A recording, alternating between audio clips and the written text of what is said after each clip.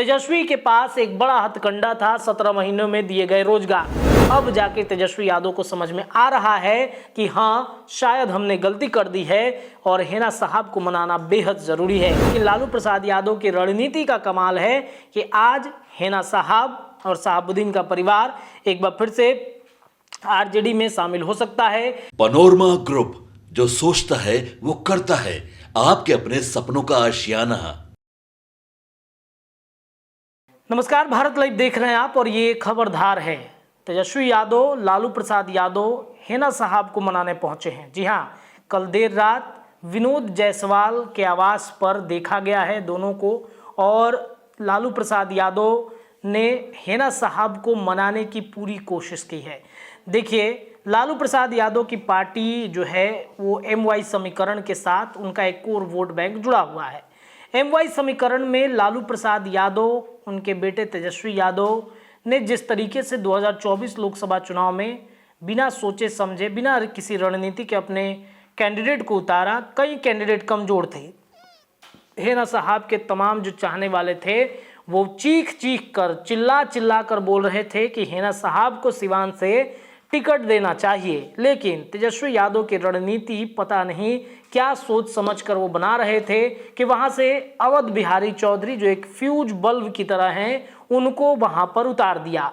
अवध बिहारी चौधरी भले ही विधानसभा के अध्यक्ष रहे हों आरजेडी के कार्यकाल में, जब 17 महीने की सरकार थी, लेकिन सच्चाई यही है कि अवध बिहारी चौधरी का राजनीतिक करियर अब समाप्त हो चुका है। सिवान में बहुत बड़े वो गेम चेंजर के रूप में नजर नहीं आएंगे। लेकिन पता नहीं तेजस्वी यादव को ऐसा क्या लगा 2024 लोकसभा चुनाव में कि अवध बिहारी चौधरी को उतार दिया गया, जो विजय लक्ष्मी कुशवाहा हैं उनके प्रतिद्वंदी के रूप में। हेना साहब ने टिकट न मिलने के बाद निर्दलीय प्रत्याशी के रूप में पर्चा भरा और निर्दलीय प्रत्याशी के रूप में वो लड़ गए। हालांकि लड़ाई में सिवान में विजय लक्ष्मी कुशवाहा और हेना साहब ही थी। ऐसे में जिस फ्यूज बल्ब पर भरोसा तेजस्वी यादव ने किया था वो अंततः फ्यूज ही रह गई। वहां से तेजस्वी यादव को भी जीत का जो परचम लहराना चाहिए वो नहीं लहरा पाए। अब इसके बाद बारी आती है 2025 विधानसभा चुनाव की। 25 में तेजस्वी यादव को मुख्यमंत्री बनना है और इसके लिए तेजस्वी एक के बाद एक रणनीति बना रहे हैं। देखिए, तेजस्वी यादव के साथ उनके पिता लालू प्रसाद यादव हैं। भले ही तेजस्वी कमान आरजेडी के संभाल रहे हो, लेकिन रणनीति बिना लालू प्रसाद यादव के संभव नहीं है। लालू भी अब समझ चुके हैं कि तेजस्वी यादव का रणनीति काम नहीं कर रहा है। इस वजह से वैसे लोगों को समेटना जरूरी है जिन्हें पहले कभी तेजस्वी यादव ने दरकिनार कर दिया था, और शहाबुद्दीन का परिवार और शहाबुद्दीन के चाहने वाले उनमें से एक हैं। 2020 के बाद से ही शहाबुद्दीन परिवार को जिस तरीके से दूध में पड़ी मक्खी की तरह निकाल कर तेजस्वी ने फेंका था, इससे खामियाजा 2024 लोकसभा चुनाव में तेजस्वी को भुगतना पड़ा। सीमांचल की सीटों पर हार का सामना, इसके अलावा कई जगहों पर तेजस्वी यादव हार जाते। देखिए, तेजस्वी के पास एक बड़ा हथकंडा था, 17 महीनों में दिए गए रोजगार, और तेजस्वी ने जो प्लानिंग के साथ, जो रणनीति के साथ बिहार में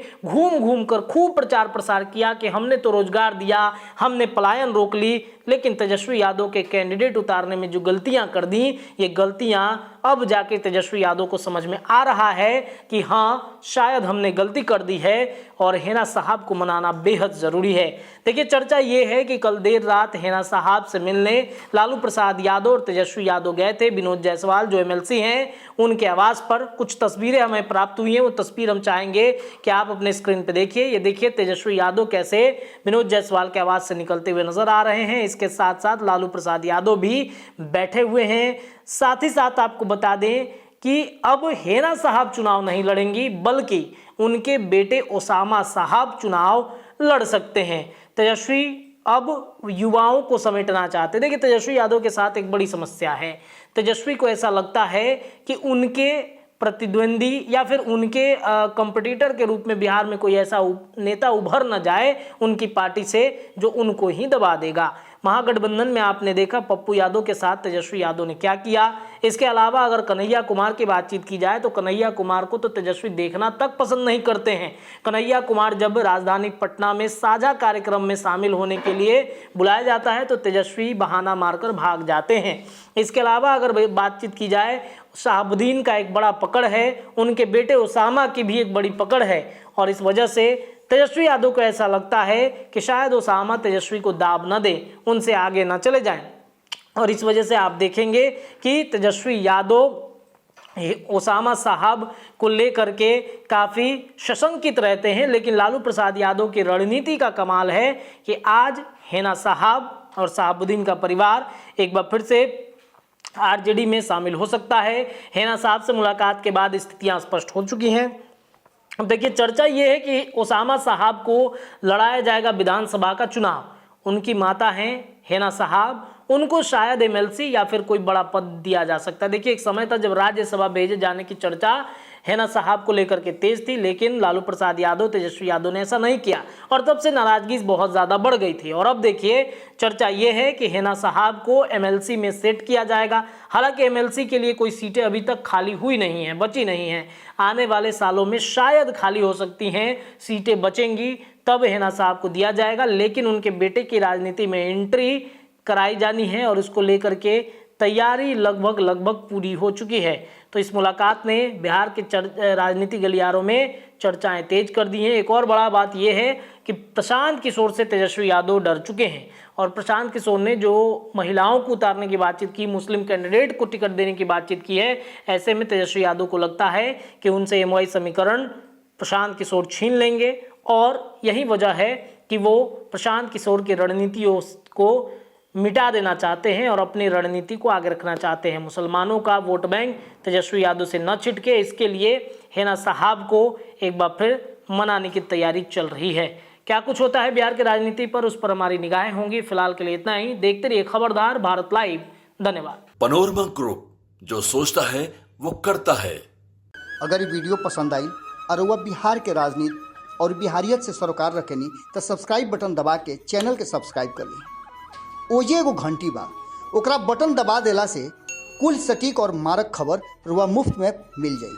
अगर रुआ पत्रकारिता के हमनी के नया प्रयोग में सहयोग कर चाहतानी तो ज्वाइन बटन दबा दी।